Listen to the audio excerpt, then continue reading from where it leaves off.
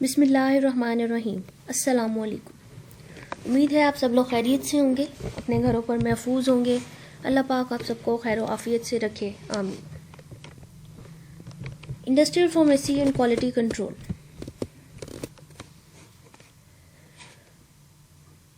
जैसा कि हमने इससे प्रीवियस लेक्चर में ड्राइंग के चैप्टर को कंटिन्यू किया हुआ था, तो उस चैप्टर का आज हम लास्ट टॉपिक पढ़ेंगे, दैट इज फ्रीज ड्रायर। ठीक है, और थोड़ा सा चैप्टर को रिव्यू करेंगे।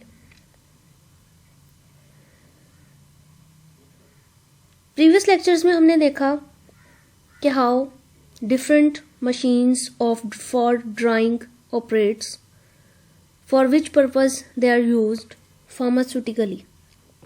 ठीक है, किस तरह से इनको इस्तेमाल किया जाता है इंडस्ट्रियल लेवल के ऊपर। कंस्ट्रक्शन देखी, उनकी वर्किंग पढ़ी, एप्लीकेशन पढ़ी, डिसएडवांटेज पढ़ी।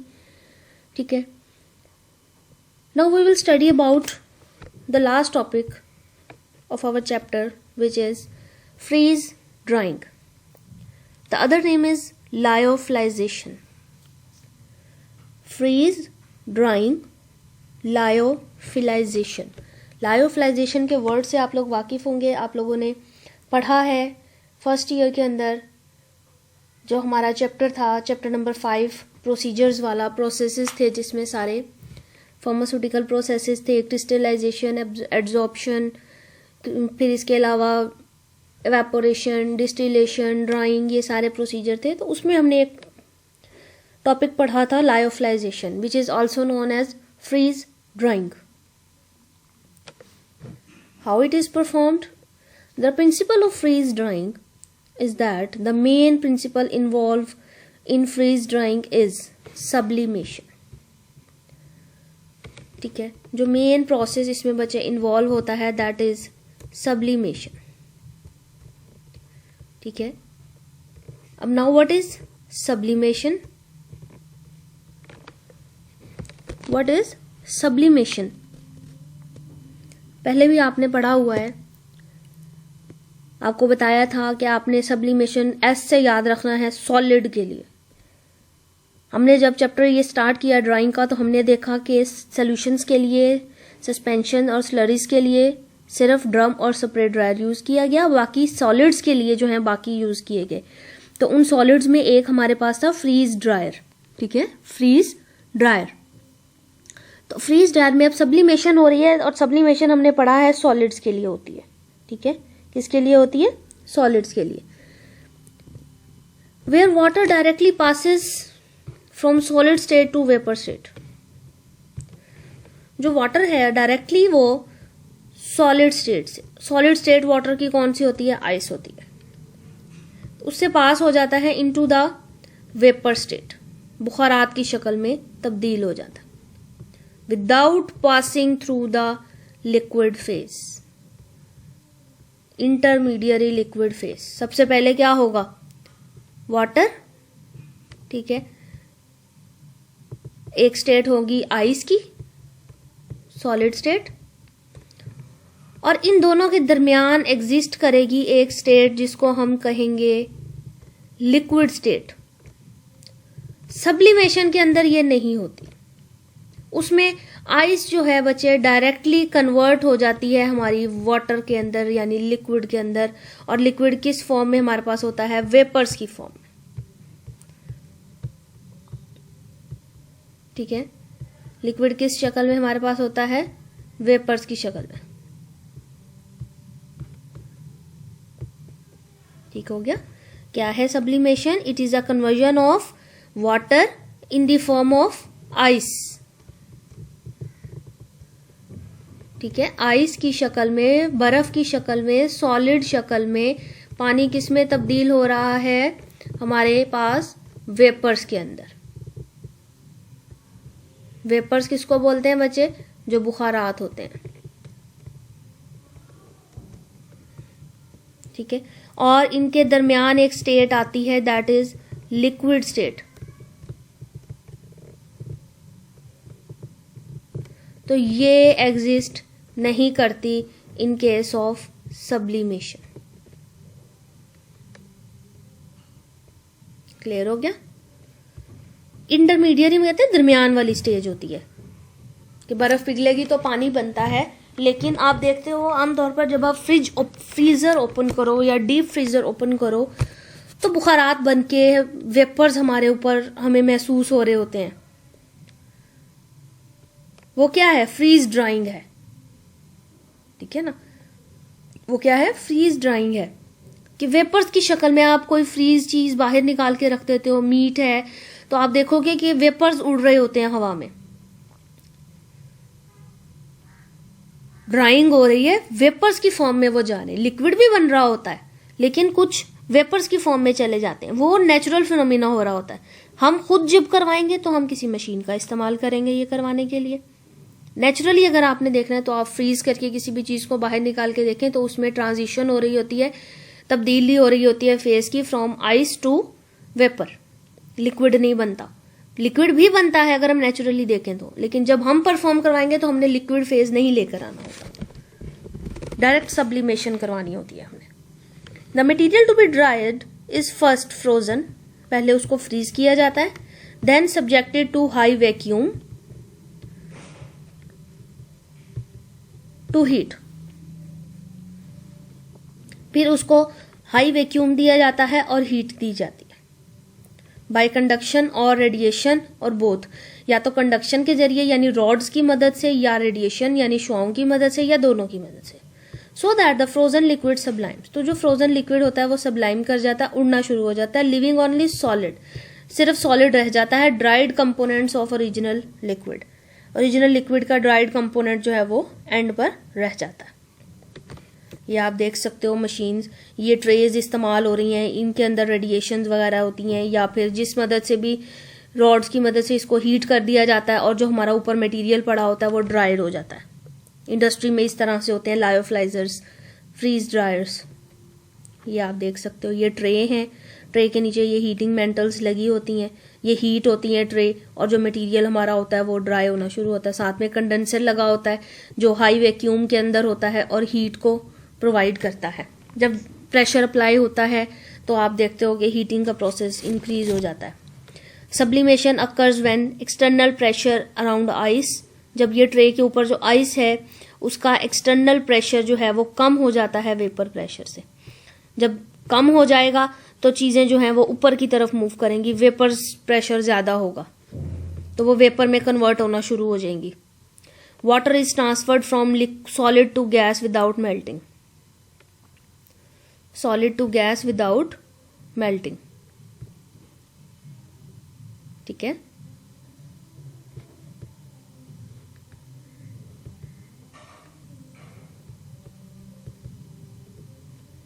तो ये आपका फ्रीज ड्रायर के बारे में है, वर्किंग का, ठीक है। ये ड्राइंग चैम्बर है, ये ट्रेज हैं, ये जो ब्लू कलर में आपको नजर आ रही हैं आइस ट्रेज हैं, ठीक है। इनके ऊपर हम अपना मटेरियल रखते हैं, इनके नीचे इस तरह से हीटर्स लगे होते हैं, रॉड्स लगे होते हैं, हाई वैक्यूम प्रोवाइड किया जाता है और फिर उसके बाद वो डायरेक्टली वेपर्स में कन्वर्ट हो जाती है और इन ट्रेज के ऊपर हमें ड्राइड फॉर्म में, सॉलिड फॉर्म में जो हमारा मटेरियल होता है वो मिल जाता है, ठीक है।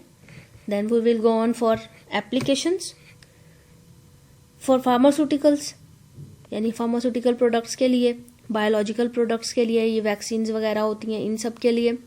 थर्मोलेबाइल यानी जो हीट से खराब हो जाती हैं, डिकम्पोज हो जाती हैं, ऐसी चीज़ों के लिए हम ये प्रोसेस इस्तेमाल करते हैं क्योंकि डायरेक्ट हीटिंग नहीं की जा रही।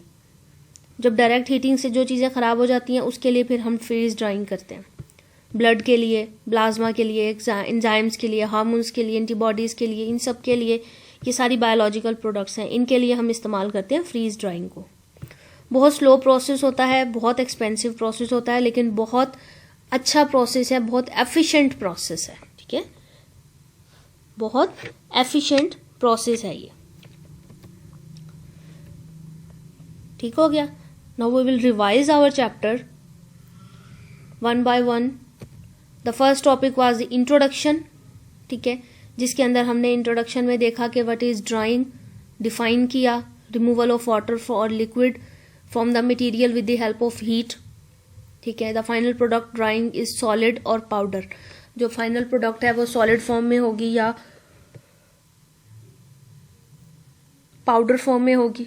फार्मास्यूटिकल एप्लीकेशंस देखी हमने कि टैबलेट के लिए, कैप्सूल्स के लिए, aluminium hydroxide, lactose powder extracts के लिए, बल्क डेंसिटी को, वेट को कम करने के लिए, ट्रांसपोर्ट इजी हो जाएगी, स्टोरेज ज़्यादा हो जाएगी।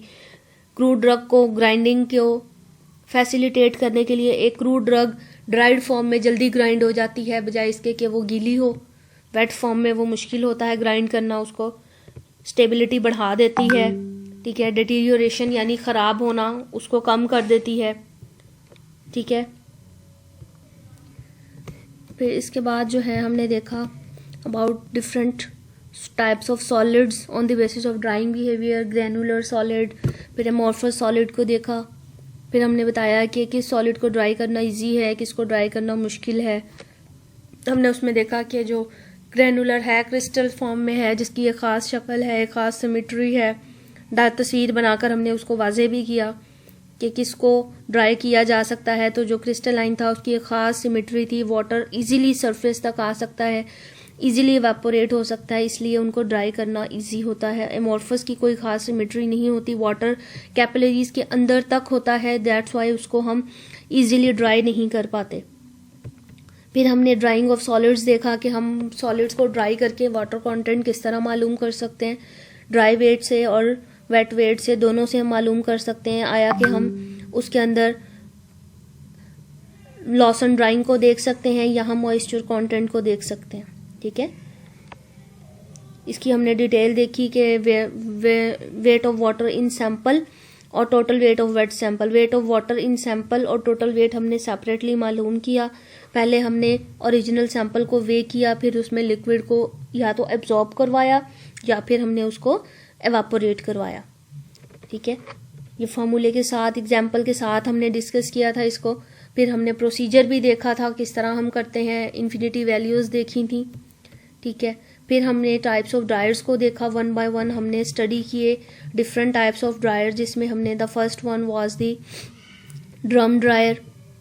फिर हमने स्प्रे ड्रायर को डिस्कस किया, then we discussed about the fluidized bed dryer and then the last one was freeze dryer. ये 4 ड्रायर्स हमने वन बाय वन स्टडी किए, ठीक है। डायग्राम्स आपको दिखाई।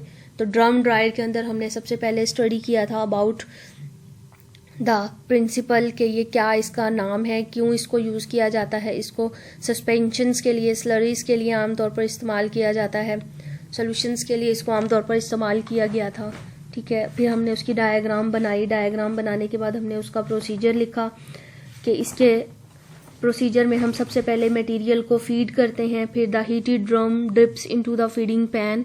फीडिंग पैन के अंदर हम उसको डिप करते हैं, ड्रम रोटेट करता है, हीटेड होता है विद द हेल्प ऑफ, हम उसको हीट करते हैं अच्छी तरह। अंदर उसके इंटरनल सम टाइम हम उसके अंदर हाई प्रेशर, हाई टेम्परेचर कर देते हैं, उसके अंदर जो वाटर होगा उसको हम हीट अप कर देंगे। जो भी हम मेथड अडॉप्ट कर रहे हैं ड्रम को हीट करने के लिए, ठीक है। ड्राइड प्रोडक्ट हमें हासिल हो जाती है, हम उसको नाइफ की मदद से ड्रम पर से उतार लेते हैं और जो हमें प्रोडक्ट है वो फ्लेक्स की फॉर्म में हमें मिलती है। The product is obtained in the form of flakes. Flake मैंने आपको बताया था जैसे कॉर्नफ्लेक्स और इस तरह से होते हैं, जो चिप्स टाइप फ्लैट सरफेसेस जिनकी होती हैं। फिर इसके बाद हमने स्प्रे ड्रायर को डिस्कस किया, जिसमें हमने उसकी कंस्ट्रक्शन देखी सबसे पहले कि उसकी कंस्ट्रक्शन में क्या क्या चीज़ें होती हैं। कंस्ट्रक्शन में हमने देखा कि इसमें फीड डिलीवरी सिस्टम होता है, ऑटोमाइज़र होता है, हीटेड एयर सप्लाई था, फिर ड्राइंग चैम्बर था, सॉलिड गैस सेपरेटर था, प्रोडक्ट कलेक्शन सिस्टम था, ठीक है। फिर हमने वन बाय वन जो आपके नोट्स में था बच्चे, that was a bit difficult, ठीक है। जो स्प्रे ड्रायर आपके नोट्स में लिखा हुआ है दैट वाज बिट डिफ़िकल्ट, मैंने आपको सेपरेट करवाया था, इजी करके लिखवाया था, आपने उसी को याद करना है, ठीक है। उसमें सबसे पहले हमने लिखा था कि मटेरियल को ड्राई करें, जो ड्राई करना है उसको हम ऑटोमाइज करेंगे। स्पीड हम ऑटोमाइजर की रखते हैं 35,000 RPM। इनलेट एयर इस का जो टेम्परेचर है उसको कांस्टेंट रखा जाता है। Air is introduce to the air inlet with the help of fan. Fan की मदद से एयर को इंट्रोड्यूस करवाया जाता है। फिर उसके बाद जो है एयर इंट्रोड्यूस करवाने के बाद वो एयर सर्कुलेट करती है, जो मटेरियल ऑटोमाइज्ड मटेरियल होता है वो जो है ड्राई हो जाता है। सॉलिड फॉर्म में जो होता है वो लिक्विड एवेपोरेट कर जाता है, सॉलिड जो है वो हमें नीचे कंटेनर के अंदर मिल जाएगा, ठीक है। देन इसके बाद हमने देखा कि इसकी एप्लीकेशन थी कि they are very fast drying होती है। थर्मोलेबाइल जो चीज़ें होती हैं वो डिकम्पोज हुए बगैर फ़ौरन से ड्राई हो जाती हैं, क्योंकि हम डायरेक्ट हीटिंग नहीं कर रहे होते इसमें। फिर हमने फ्लूइडाइज्ड बेड ड्रायर को डिस्कस किया। उसके कंपोनेंट्स में हमने देखा कि एक चैम्बर होता है स्टेनलेस स्टील का बना हुआ, परफोरेटेड बॉटम होती है, जिसकी मतलब एक ऐसी बॉटम, एक ऐसा हिस्सा, ऐसी लोअर सरफेस जिसमें पोर्स होंगे। इंडक्शन फैन होता है जो अपर पार्ट पे फिट होता है। हीटेड एयर फ्लो सिस्टम था और प्री फिल्टर्स, एयर फिल्टर्स लगे हुए थे उसमें। ठीक है, मटेरियल जो ड्राई करना था हम बॉटम पे रखते हैं चैम्बर के और फिर उसको हीट को सप्लाई करते हैं। हीट सप्लाई होती है, पहले फिल्टर होती है, फिर हीटर में से गुजरती है, हॉट एयर होती है, फिर दोबारा वो फिल्टर होकर जो है वो मटेरियल को ड्राई करती है और जो हमारा डस्ट कलेक्टर सिस्टम है वो लिक्विड वेपर्स को कलेक्ट कर लेता है। ड्राइड फॉर्म में जो प्रोडक्ट है वो हमारी as it is lower surface के ऊपर बॉटम पोरस जो बॉटम है उसके ऊपर वो हमें ड्राइड फॉर्म में मटेरियल जो है वो मिल जाता है। फिर आज हमने डिस्कस किया about the freeze drying procedure. That was very useful procedure for the purpose of biological products, vaccines, antibodies, antibiotics, इन सब के लिए बहुत इजीली हम उसको यूज कर सकते हैं। ठीक है, फ्रीज ड्राइंग के बाद फिर हमने उसका प्रोसीजर देखा कि हाउ इट इज़ यूज्ड, जिसमें हम सबसे पहले मटेरियल को जो है ड्राई करने के लिए रखते हैं। लिक्विड को फर्स्ट ऑफ ऑल फ्रीज करते हैं हम वैक्यूम अप्लाई करते हैं। वैक्यूम अप्लाई करने के बाद लार्ज सरफेस एरिया होता है सब्लिमेशन के लिए। जो मटेरियल है हमारा वो सॉलिड फॉर्म से डायरेक्टली वेपर्स में, उसके अंदर जो लिक्विड होता है वो कन्वर्ट हो जाता है। लिक्विड बेसिकली आइस की शक्ल में होता है तो वो डायरेक्टली वेपर में तब्दील हो जाता है, लिक्विड में तब्दील नहीं होने देता। ठीक है, फिर उसके बाद जो है वो प्रोसेस कंटिन्यू रहता है जब तक प्रोडक्ट हमारे ड्राई ना हो जाए। इसको हम फार्मास्यूटिकल, बायोलॉजिकल प्रोडक्ट्स के लिए यूज़ कर सकते थे, थर्मोलेबाइल मटेरियल्स के लिए यूज़ कर सकते थे। बहुत स्लो प्रोसेस होता है इसके अंदर, एक्सपेंसिव प्रोसेस होता है ये, बहुत अपरेटस बहुत कॉस्टली होता है इसका। ठीक है, तो ये सारे पॉइंट्स हमने ड्राइंग के अंदर बच्चे डिस्कस किए। ठीक है, our next topic will be on filtration. ठीक है, अब हम नेक्स्ट जो अपना चैप्टर स्टार्ट करेंगे वो फिल्ट्रेशन पर होगा। फिल्ट्रेशन का नाम आप सबने सुना हुआ है कि क्या होती है फिल्ट्रेशन, आमतौर पर क्यों की जाती है फिल्ट्रेशन।